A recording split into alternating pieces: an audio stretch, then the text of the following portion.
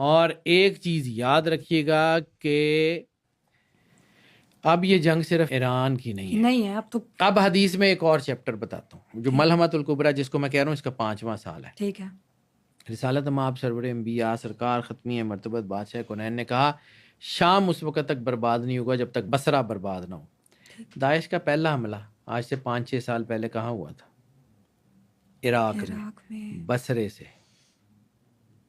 ٹھیک ہے، شام اس وقت تک برباد نہیں ہوگا جب تک جو ہے وہ بصرہ برباد نہ ہو جائے. عراق ہوا، عراق کے بعد شام. حدیث کہتی ہے شام کے بعد مصر، پھر مصر.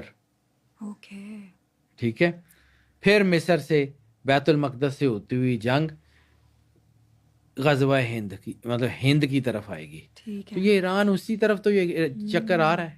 آپ اس کو کیا مطلب، جب آپ کی سرکار ختمی مرتبت بادشاہ کونین کی زبان سے کہے ہوا اللہ ہم نے مان لیا، بھئی اللہ ہمیں نظر تو نہیں آتا نا، اللہ ہمیں محسوس تو نہیں ہوتا نا. سرکار نے کہا یہ اللہ ہم نے مان لیا، نہیں سمجھ آتا تب بھی مان لیا.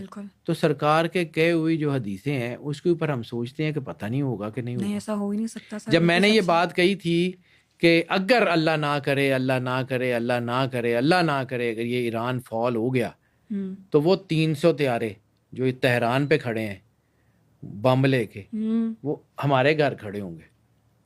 یہ اس وقت لوگ مجھے کہتے تھے کہ جی آپ بالکل جو ہے نا وہ عجیب عجیب باتیں کر رہے ہیں، تو آج وہ بن رہا ہے.